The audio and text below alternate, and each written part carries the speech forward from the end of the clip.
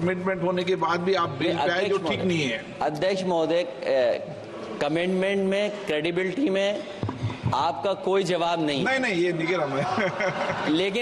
लेकिन दाईं तरफ वाले लोगों का थोड़ा हिसाब किताब अलग है। अध्यक्ष महोदय, मैं धन्यवाद देता हूं आपका कि आपने बहुत महत्वपूर्ण घटना पे मुझे बोलने का अवसर दिया है। संभल जो इसलिए जाना जाता था कि भाईचारे के साथ वहां रहते हैं लोग, वहां अभी से नहीं, सदियों पुराना भाईचारा हजारों साल से इसी तरह रहते आए हैं। लेकिन अचानक ये जो घटना हुई है, ये सोची समझी रणनीति के तहत वेल प्लान्ड हुआ है और वहां के भाईचारे को गोली मारने का काम हुआ है।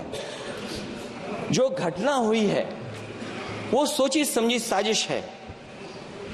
वहां जो खुदाई की बात लगातार अध्यक्ष महोदय देश में कोने कोने पर भारतीय जनता पार्टी और उनके सहयोगी और समर्थक, शुभचिंतक बार बार खुदाई की जो बात कर रहे हैं अध्यक्ष महोदय, ये खुदाई जो है हमारे देश का सौहार्द, हमारे देश का भाईचारा, हमारे देश का गंगा जमनी तहजीब को खो देगा।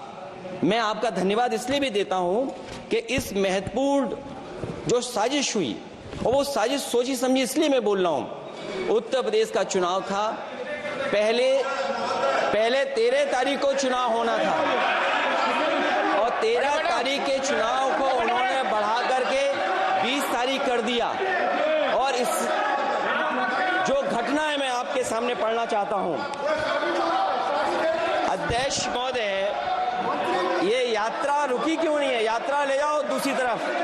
अध्यक्ष महोदय, संभल की शाही जामा मस्जिद के खिलाफ 19/11/2024 को सिविल जज सीनियर डिवीजन छंदौसी संभल में एक याचिका डाली गई। कोर्ट ने दूसरे पक्ष को, अध्यक्ष महोदय सुनिए, ये सुनना चाहिए, हम यूं ही नहीं कहते थे। आप तो संक्षिप्त में बोले।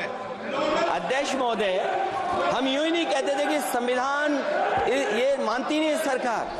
हम यूं ही नहीं कहते थे कि संविधान नहीं मानती। जब प्लेसेस ऑफ वर्शिप एक्ट है, प्लेसेस ऑफ वर्शिप एक्ट है,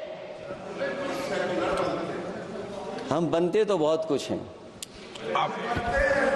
संभल के शाही जामा मस्जिद के खिलाफ 19/11/2024 को सिविल जज सीनियर डिवीजन चंदौसी संभल में एक याचिका डाली गई। कोर्ट ने दूसरे पक्ष को सुने बगैर उसी दिन 19/11/2024 को सर्वे के आदेश दे दिए। ताज्जुब की बात है, संभल के जिलाधिकारी संभल और पुलिस अधीक्षक संभल आदेश को पढ़े बगैर 2 घंटे के बाद सर्वे के लिए पुलिस बल के साथ शाही जामा मस्जिद पहुंच गए। जामा मस्जिद की कमेटी, जनप्रतिनिधि, उलेमा इकराम, सभी अधिवक्ताओं ने सहयोग दिया। जिलाधिकारी संभल और पुलिस अधीक्षक संभल ने 2.5 घंटे सर्वे के बाद कहा सब सर्वे पूरा हो चुका है और अब रिपोर्ट कोर्ट को भेज दी जाएगी।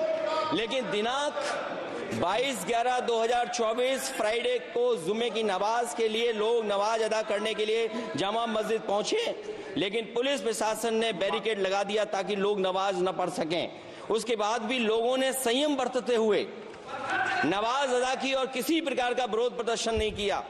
29/11/2024 को कोर्ट की अगली तारीख तय थी। शाही जामा मस्जिद की कमेटी और मुस्लिम समाज के सभी लोग कोर्ट में केस की पैरवी के लिए तैयारी कर रहे थे, परंतु दिनांक 23/11/2024 की रात पुलिस प्रशासन द्वारा कहा गया 24/11/2024 यानी अगले दिन सुबह को दोबारा सर्वे किया जाएगा। शाही जामा मस्जिद कमेटी और अधिवक्ता ने कहा कि इस सर्वे तो मुकम्मल हो चुका है, अब दूसरे सर्वे की क्या आवश्यकता है? कोर्ट के आदेश का हमने पालन कर दिया। अगर दूसरे सर्वे कराना है तो दोबारा आदेश करवाएं, कोर्ट के आदेश के बाद हम दोबारा सर्वे करा देंगे। लेकिन जिलाधिकारी संभल और पुलिस अधीक्षक संभल ने कोई सुनवाई नहीं की और तानाशाही दिखाते हुए सुबह के वक्त से पहले शाही जामा मस्जिद आ गए। शाही जामा मस्जिद कमेटी और मुस्लिम समाज के लोगों ने फिर भी धैर्य रखा और दोबारा सर्वे के लिए अंदर ले गए। सर्वे के दौरान करीब 1.5 घंटा बाद जब जनता को सूचना मिली तो वो इकट्ठा होना शुरू हो गए। लोगों ने सर्वे का कारण जानना चाहा तो सर्किल ऑफिसर ने उनके साथ गाली गलौज की और लाठीचार्ज करवाकर बुरी तरह जख्मी कर दिया। इसका विरोध करते हुए चंद लोगों ने पत्थर चलाए, जिसके बदले में पुलिस के सिपाही से लेकर के अधिकारियों तक ने अपने सरकारी और प्राइवेट हथियारों से गोलियां चलाई, जिसका वीडियो रिकॉर्डिंग है, जिसके एवज में दर्जन लोग गोलियों से घायल हो गए हैं। 5 मासूमों जो कि अपने घर से सामान लेने के निकले थे, उनकी मृत्यु हो गई। संभल का माहौल बिगाड़ने में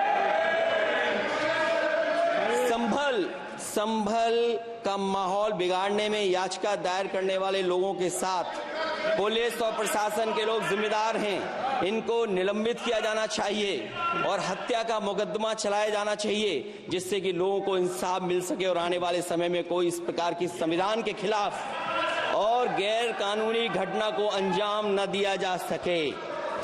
अध्यक्ष महोदय, ये लड़ाई दिल्ली और लखनऊ की है। No please please. कभी दिल्ली पहुंचे थे जिस रास्ते, वही लखनऊ वाले उसी रास्ते पहुंचना चाहते हैं। ऊर्जा रमन सिंह जी